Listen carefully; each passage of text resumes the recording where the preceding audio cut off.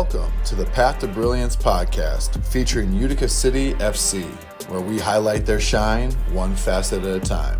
I'm your host, Shay McNamara, the performance and mindset coach for Utica City FC.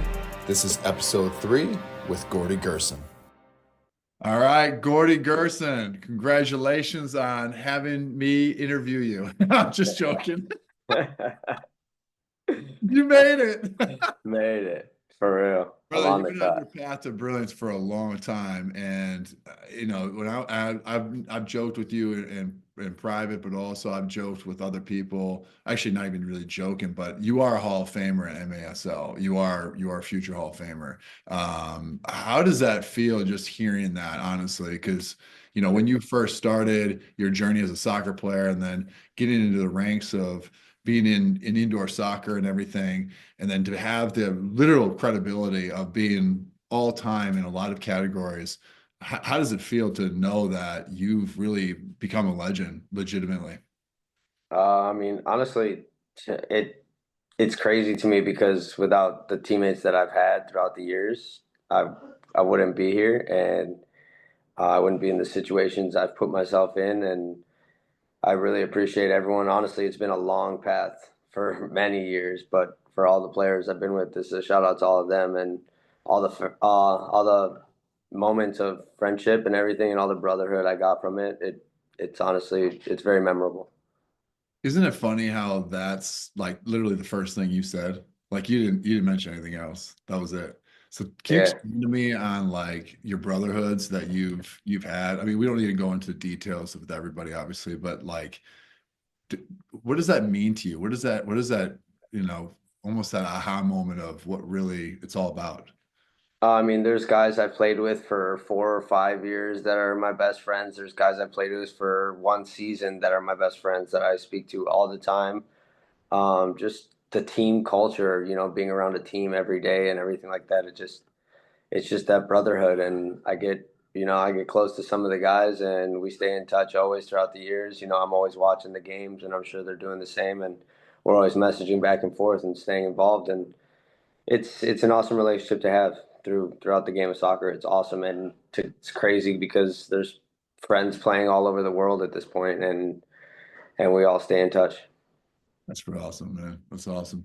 When you first like got into the professional game, did you have any thought that some of the finest moments of your life was going to be more the brotherhood than even on the field? Not saying or not taking anything away from the field stuff, but just what you're basically saying is like it's kind of what it's really about is the Oh, for brotherhood. sure. 100%. The relationships I've built, even with fans throughout the communities I've been in and the cities I've lived in, it's real cool to see, especially the give back they've given it to the league itself. Yeah. So when you would think about everything that you've had, is there a couple of memories that jot out at you where you're like, this is going to be special when it comes to those brotherhoods and obviously those teams that you played for? Um, Probably, yeah, there's definitely a few. There's one in particular. Stefan, obviously, you know him, and it started as me playing against him, and that's literally we started talking after the game. I messaged him, and I was like, "Man, you're a good player. Keep going." And next thing you know, now he's on my team. We're hanging out, we're living together, and it's 10 years later, and here we are still friends. It's just crazy bonding moments like that. Yeah, and teammates still too. Definitely, yeah. Definitely, so that's awesome. So when you think back on all the teams, because you've been a trailblazer yourself, I mean, somebody who's played on a lot of teams, got the full experience of MASL. Can you explain to us how that was for you to handle as a human being, much alone a soccer player, and obviously your loyalty and your friendships and the community is like how hard and how awesome was it at the same time for you?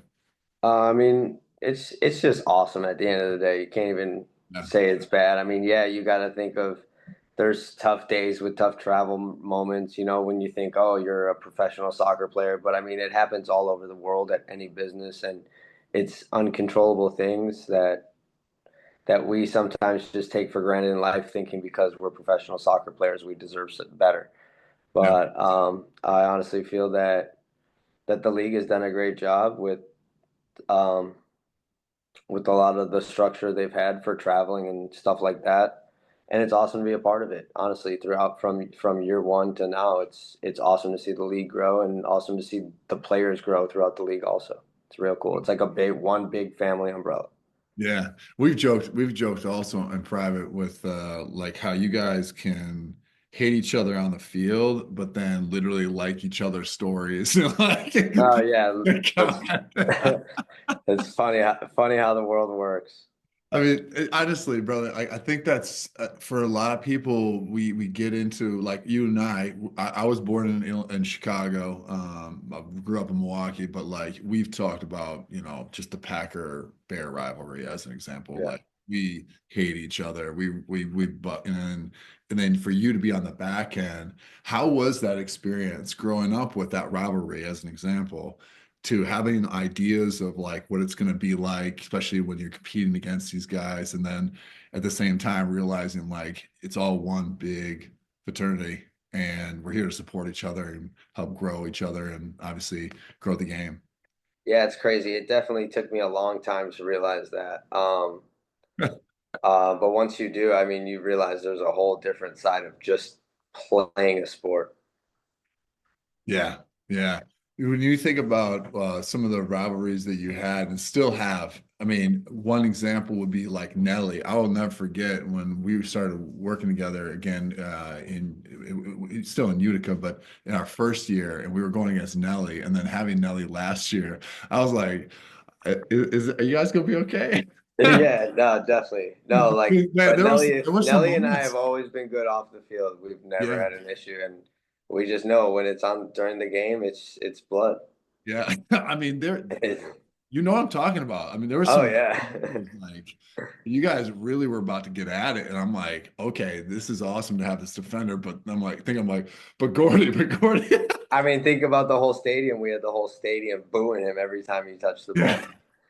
Even after his first game back, half the stadium was still doing it. It was awesome. yeah. Well, I thought the highlight of that was when he got the winning goal for The the, goal, oh, for and sure. What a moment. he What a gets moment. interviewed at the end. And, can I get it one more, Bill? Yeah, That was just that was awesome.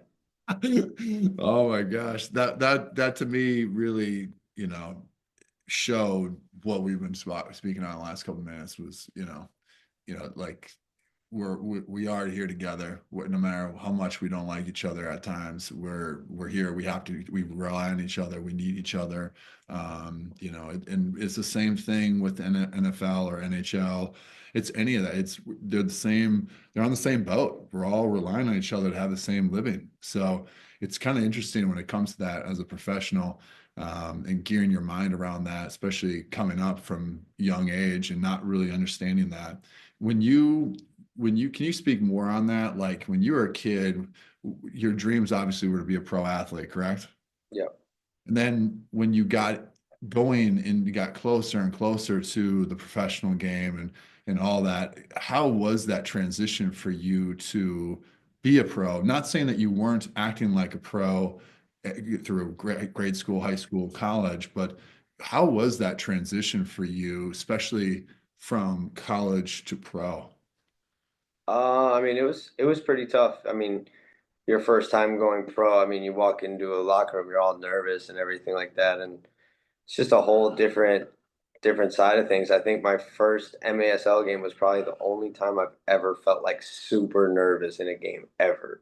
And it was crazy to me. There was like 28, it wasn't even that packed. There was like 2,800 people in a 4,000 stadium arena, but it was so loud. They were just so into it because it was the first ever game in Seattle for years. And yeah, I definitely got the butterflies then, and I was like, I was feeling it. It was crazy. I was definitely involved into being a professional, and it woke me up real quick. But honestly, I feel like now after that, it's been just repetition, and once you're in it, you're in it. Yes. Speaking of which, I don't think I've ever told anybody this, but Well, my wife knows when when we were in Australia when I played my first game in Australian rules football, proper game, not preseason, real game. We're about to leave like 2.5 hours before the game. We had to get there 2 hours before. My wife just sat in the car and just hung out. But before I literally left the house or the apartment, excuse me, I literally almost fainted, and I've never fainted in my life. Yeah. I'm not joking, and I'm Oh like yeah. Mr. Unbreakable and, be this courageous lion, on attack, hunting down whatever I wanted and nothing seemed to phase me. But Yeah, then, it's crazy because I've had wow. some more serious moments in my life since then, and I just don't feel nothing. But I'm like that one moment really triggered me somehow, where it just like smacked me like 10 years more mature or something happened.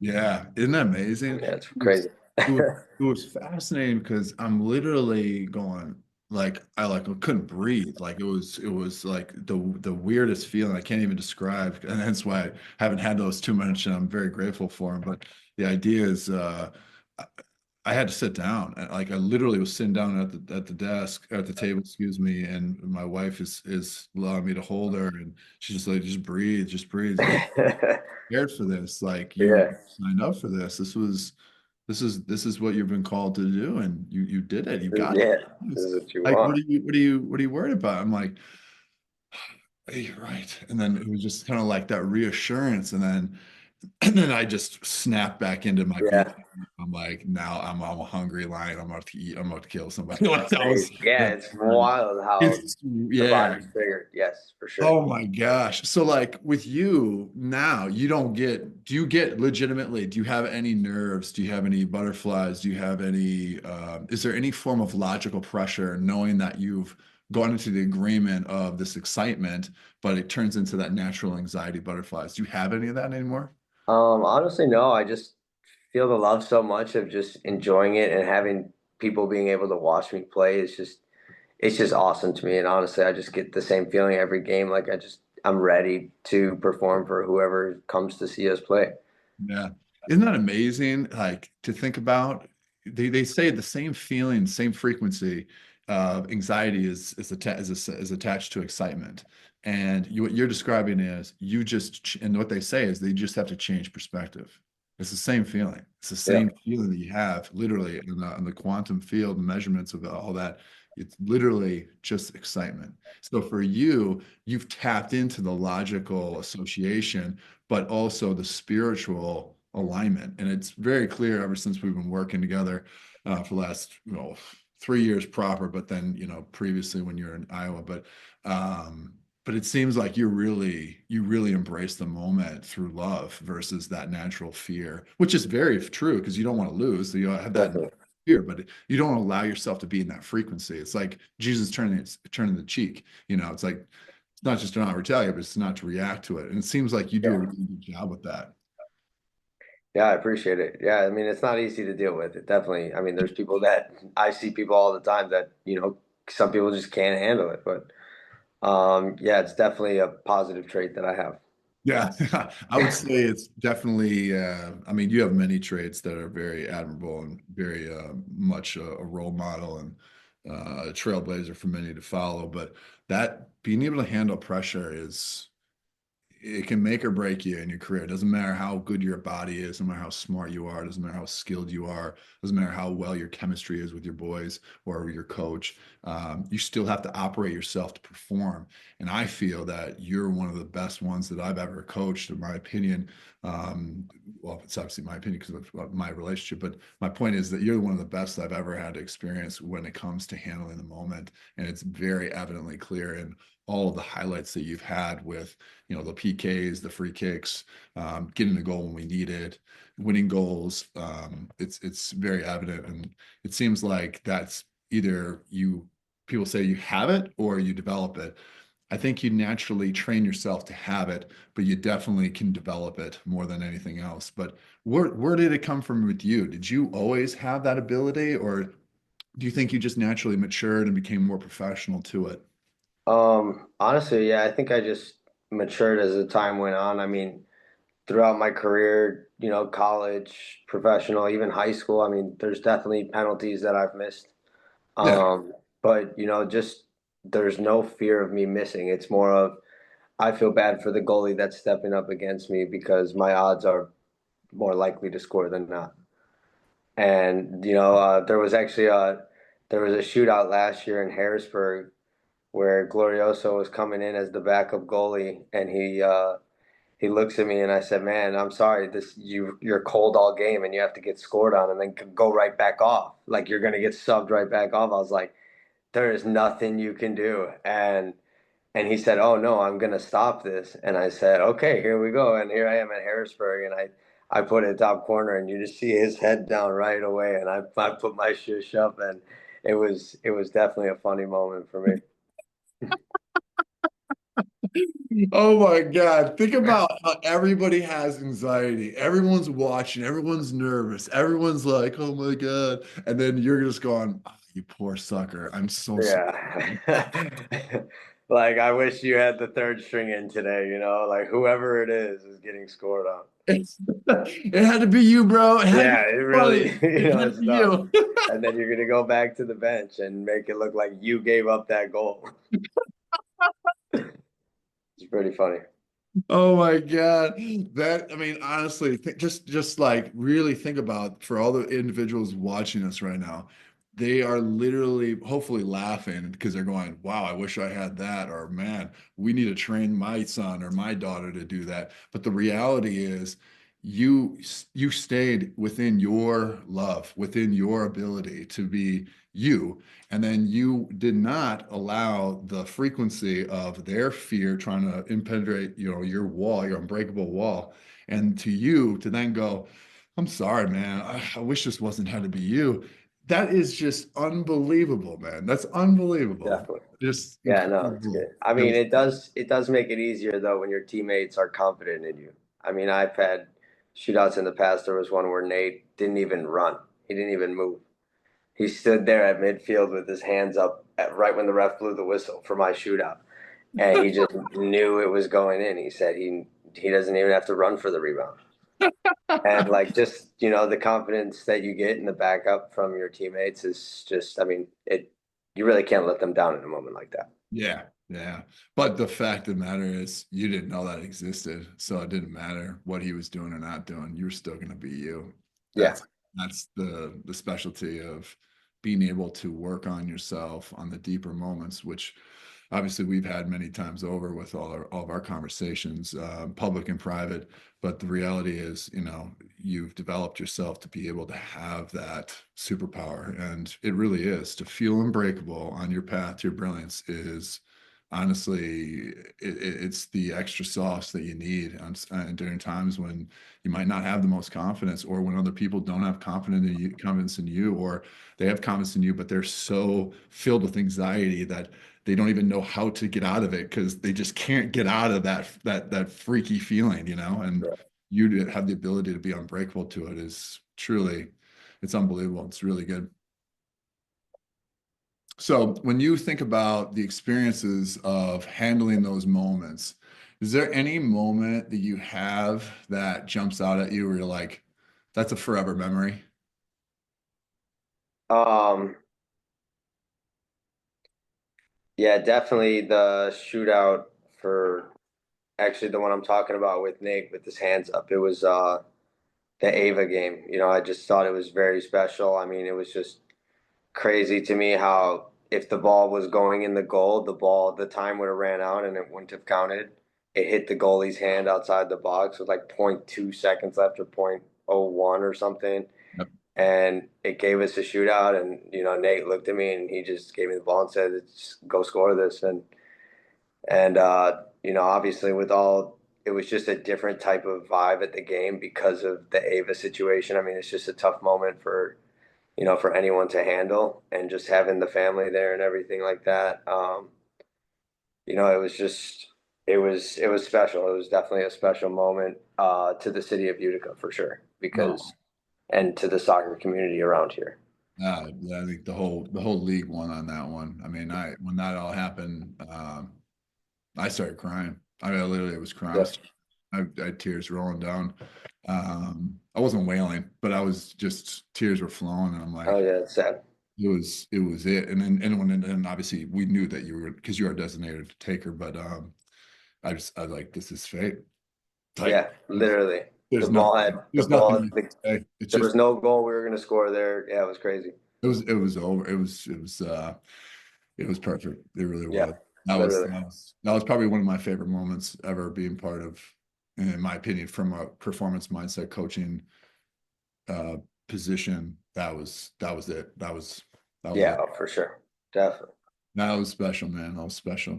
So let's take it back a little bit when you were a kid. When did this, I got to ask you, when did this kid dynamite start kicking in? Like who created that? Like, was it like your mom? Was that The you? announcer of St. Louis Ambush, my rookie season, is Okay. the one who came up with it. Yeah, and I guess it just kind of stuck, and all the announcers in the league were calling me Kid Dynamite, and yeah, it just became a thing. I don't know. I mean, I'm over 30 now. Wait, am I still a kid? But I'll take it as long as I can have a kid name. So I'll take it. Nah, I think that's awesome. I mean, Makes me feel young. yeah, well, I mean, you can always be young at heart. That's why I always say, it's biblical. They say if you basically you want to be like children, and they do science and they do examines and all these evaluations of children and why they're always in a happy place. But they literally, on average, laugh and smile 300 times a day, and the average adult is under 60. So when you think about the spirit of the whole kid thing. Obviously, it's not literal, but the idea of it is, why would they associate you as kid? And I wouldn't want to say that's because your size, but I think it's because of the spirit of you, and I think it's the position of what you embody and how you are with your brothers and how you are with the fans and the community and giving back to all the community service that you do. It's what the world needs more of, and I think you do an amazing job to be an ambassador to yourself and to the spirit of what I believe humans need to be more of, but also to the game. Yeah, man, it's definitely it's nice to give back. That's for sure, and I have no mind doing that. So, yeah, like I said, I'll take the name while I can have it. Yeah, when do you become old man or older kid? Yeah, seriously. So Old Kid Dynamite, maybe, or what's that? Old Kid Dynamite. It's coming. Well, we're gonna have to print out some new shirts now. Yeah, right. So when you were a kid, talk to us about your journey. Like, was it always soccer? Was there any other sports? How was I your was a experience baseball, growing up? basketball, and soccer player growing up. I played all three. Somehow I managed to balance them all throughout the three sports seasons, with basketball being in the winter. Um, and yeah, there was just a day where it was like my freshman year of high school. My parents sat me down. They were like, "You have to pick one." And to me, I had no shot at being a basketball player with my size, so that was an easy elimination. Hey, And then Muggsy Boat, come on. yeah, it's just you got to play a numbers game. The odds were not in my favor. And it just came down to baseball and soccer. And Stacy King, old Bulls player, now the Bulls announcer, Yep. he he was speaking with me as he was my baseball coach, and he was like, honestly, he's like, I think your best shot is soccer. He's like, just stick to soccer. And um, my dad was like, "Oh, what do you want to do?" And I thought soccer was more challenging at the time, so I enjoyed it more because I spent more time playing soccer. Mhm. And I told him I just wanted to stick with soccer, and so I played club soccer throughout high school, and then I got a scholarship to the University of Memphis my freshman year, and transferred to Robert Morris, and then ended up playing in the MASL. That's awesome. Yeah. So let's go into, like, because this is the Path to Brilliance podcast. So when you made that transition to declaring and knowing that, you didn't know the odds were, I mean, you knew you were a good player clearly, but you know that nothing's guaranteed. How was that decision? Because as you know, a lot of kids are now pressured at a very young age to specialize. Can you talk us through how you handled that, as far as the pressure of the decision, and then and knowing that there's no coming back once you made that decision, and like you're on the hook, like you got to go. Yeah, once you decide that was it. I mean, I was doing gym sessions at 6 a.m. before high school. Um, just, I had a personal trainer just on the side, and I was working out every morning, going from there to school to practice. I mean, it was just they were long days and long commitment days. And at the end of the day, it made me who I am. Yeah. Did you ever have times where you thought maybe you didn't have make the right decision, or this is going to be harder than you thought, as far as, going to your ultimate goal of being a pro, but also, putting a sector down into got to get that ideally a scholarship first? Um, no, honestly, the only thought was like probably later on where I was like, what if I was a baseball player right now instead of a soccer player? What would my life be like? Yeah. And it's funny to me because I'm very happy with where my life is at. I'm happy I'm not playing 162 games or whatever, 180 games, whatever it is, in a season, because these 24 games is plenty. Very true, very true. So when you're going through high school, were there moments where you, on the flip side of my question with that is, when you knew that you knew that this is the path and this is going to work out? When did you know? Um, There a moment, or was there an event? no, there was really no moment. Honestly, there was more doubt, if anything, throughout high school because I just had everybody in my ear throughout my teachers, my parents always pushing me to be harder. I was thankful for that, but I always thought like, oh shit, I'm not good enough. But I even had teachers, counselors just tell me, you're not going to be a soccer player. You're not going to be able to be a soccer player. You need to focus more on school. And I was like, I hated her. I just, you're just like, hey, how could you say that? One counselor told me that, and I walked out of the room. I said, "That's your opinion, and my opinion is I want to leave." And I just walked up and left. Be, do, have. That's it. That's it. I heard what you had to say, and I didn't want to hear anything else. Yeah, that's funny. So what would you, I have to ask, if you could, if she was around and she could hear this, what would you say to her? Ugh. That's about it. That's it. I would just laugh. Just laugh it off. Did you ever use like her as an example as fuel for you? Did you need fuel like that? Like, No, I never you really needed know? the fuel, but it's nice to have in the piggy bank. Yeah. Those early mornings, like, I don't really want Definitely. Don't to. think I Wait, she forgot. said, Don't oh, think I no, she forgot her did. name. That's hilarious. Yeah, Yeah. no, I understand. I mean, sometimes some people need to utilize that. It's almost like it's not their fear, but it's the fear of allowing their belief to come true.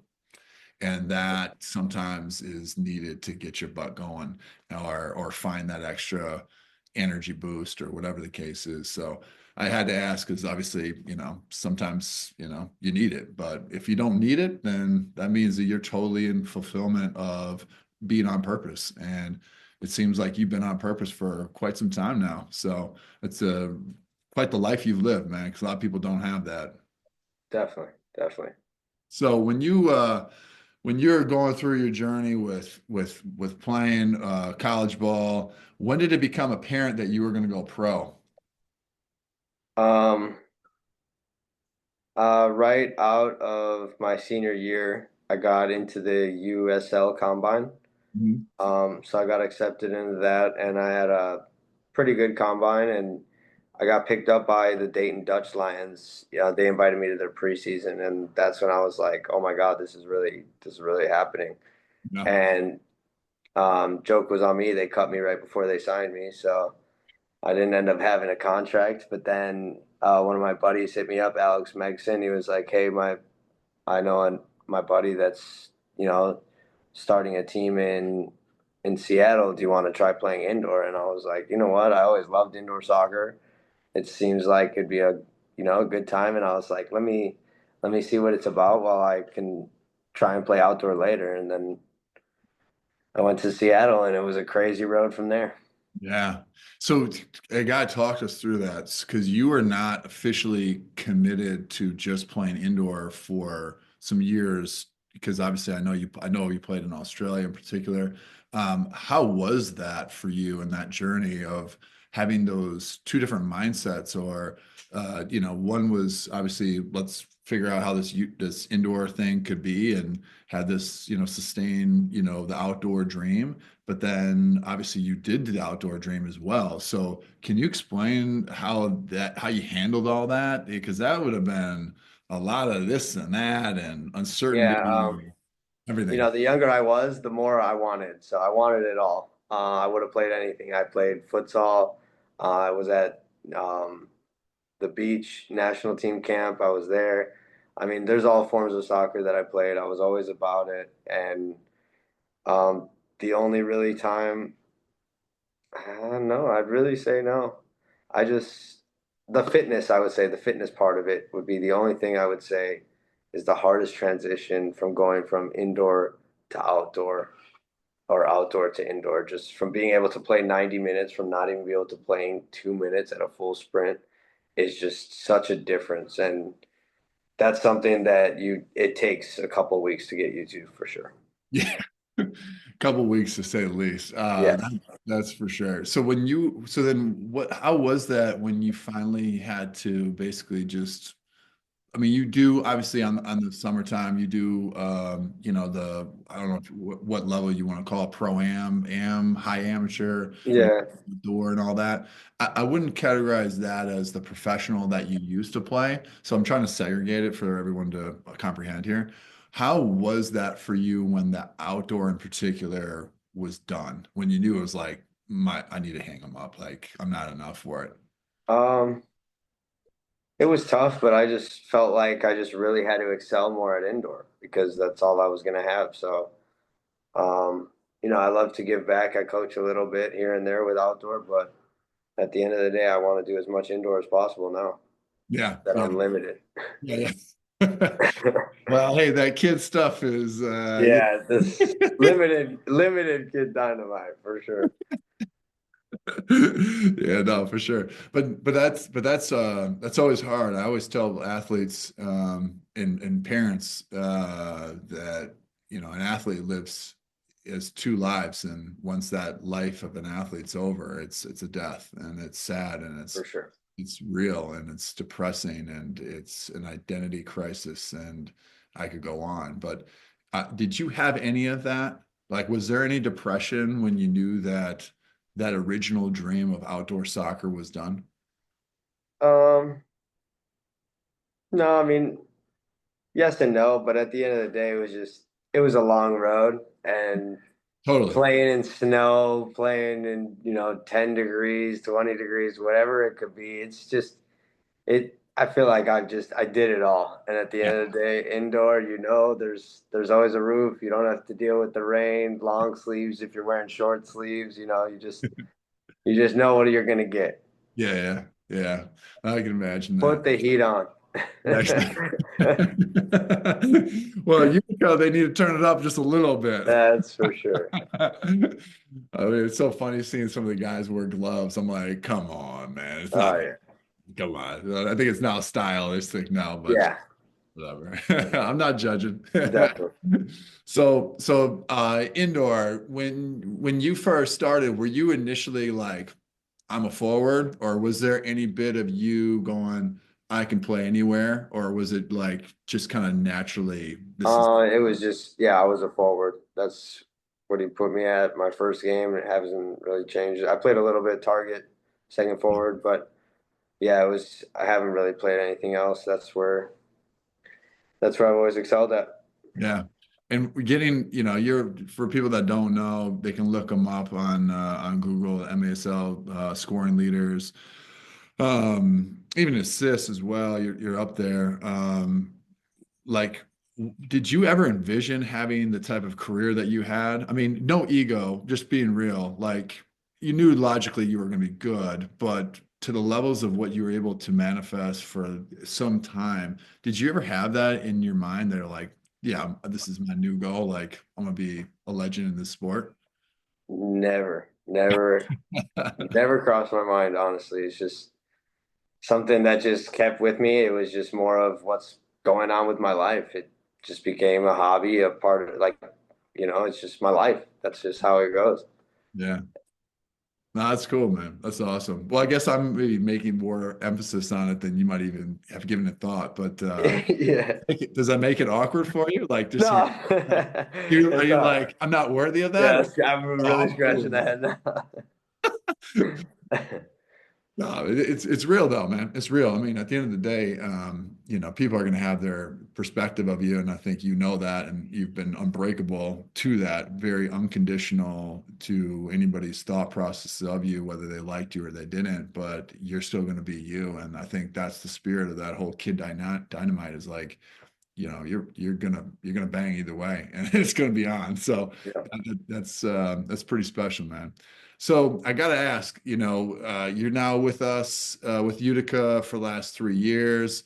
It's been a bit of a unique last 3 years with you in some respect. I mean, you were the first year, you're our all-time point leader, which is incredible. And then last year, you had some injuries. That was obviously very frustrating for my sake. I mean, I'm only speaking for myself. And then to see two of your teammates break your record, which is insane, which is already insane because that record never was even it wasn't even had up to that number, and then to have two of them. Can you talk us through how unique that was for you to go from not so it was I'm sort of high to low, but superficially from what the fans got to expect from you and see you, and then to that see you not be at your full capacities last year. Talk us through that. Like how was that for you? Yeah, it's definitely a humbling moment when you're dealing with injuries all season and you're watching your teammates play, and you just can't help them out on the field, whether they're winning or they're losing. And just having to go through that throughout the whole season was rough. Having Frank and Nilton beat the record to me, couldn't be happier for them both. I think it was just, me setting the bar for the club, for the franchise. And I'm happy now that Frank and Nilton have just raised the bar and that's it. And hopefully now we have Calvin who's gonna, in my opinion, raise the bar just a little bit more. And I'm just hoping it continues to grow, and it's exciting to see, and it's exciting to see the league grow, and definitely this organization. Yeah, you've definitely been a trailblazer for I believe everybody that you've touched. I mean, you've been on a lot of successful teams. You've had a lot of heartbreak and close counters with championships. You won one in San Diego. How was that experience winning a title after all those years of, I wouldn't say struggling, but if you don't win the championship, you technically struggle in some capacity. So how was that for you in the experience of all that? I mean, just being able to have a ring is just, yeah, it's awesome to be able to have some hardware. Yeah. It's real nice. It feels like all the hard work of practices and all that, and all the travel, and that year was all the COVID tests and everything like that. It finally paid off, and it was definitely an amazing, I'd say, week after. It was awesome. Definitely very memorable. We'll leave it at that.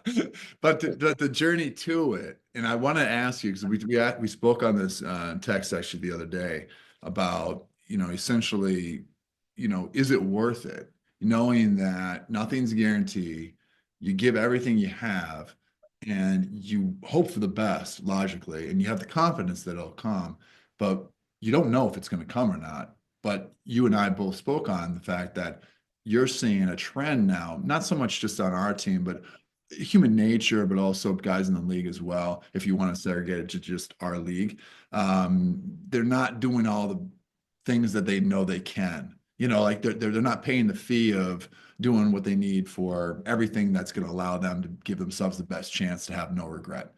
Can you explain to us, how that is with you and how you kind of do your best to not create too much regret, to say the least? Yeah, I mean, it's more of just repetition all the time and just dealing with the little things, like thinking that you're looking at the big picture all the time, but if you don't take care of the little stuff, that big picture is going to be twice the size by the time you get to it. And the way just seeing life that way is just a way to go about it, and that's how I feel. It's more beneficial. Yeah, absolutely. And you being a coach now, that is probably one of the things you might have to remind some of those guys so they get off the Fortnite or get off whatever they need to get off Exactly, to get exactly. on what they need to get on. That's for sure. So about this team, just to talk about Utica for a quick minute. Obviously, we had a little rough stint the last 2 weeks against Baltimore. Three game loss streak, losing streak. Where are you at with the confidence with us and what your not expectations but anticipation of what you can kind of foresee happening for us in the future? I mean, I'm still pretty confident. I mean, there's a time where we were, I think, 4-2 against Baltimore, or 5-2 one season against, or 5-1 one season. I think might have been my first year where they ended up going to the semifinals, or actually it might have been the finals. They did They go went to to the the finals. Yeah, they did go to the final against Chihuahua. yeah. So it was 2 years ago. Yeah, and we still had them 4-2 in the series. So to me, um, they could still win another game, and we could be them this year. So I've seen so many different things happen in this league that to me, losing 3 games in a row has happened to me probably in 80% of my career. Yeah. And it's just sometimes you go through it, and how quick you get out of that slump is more what makes or breaks you. And getting back into a winning way but it's contagious. So once you get that first one, then you start getting on a winning streak. We could win 5, 6 in a row. You never know. But at the end of the day, thinking just thoughts is we only lost to one team. It's not a big deal, in Yeah. my opinion. Yeah. We've lost to one team. Yeah, it was 3 times, but at the end of the day, we still got to play them 3 more times, and we're just going to make sure it's not easy. Yeah. And for the record, that was without you 2 of the games, and obviously Calvin for 3 games, and Shalir three games as well. So there was some. We're probably everyone can say we're missing pieces and all that, but to the extent of what we were missing with you two in particular, that's hard to say. Like we need help in code red when you don't have 2 of your best point players on the field. It's kind of what I mean. There's not Yeah, really a panic in that sense, but I can imagine how fans are and how other people in the league are seeing us potentially. But at the end of the day, as you know, it's irrelevant. It's what we definitely. believe and what we choose to be. So. Yeah, definitely. So I have to ask, obviously you've had me for the last 3 years, or well, two and a little bit of the first quarter of the season, and you had me a little bit when you were in Iowa. How has it been having, me as a performance mindset coach, and also obviously as a friend, as a brother? How has that been for you?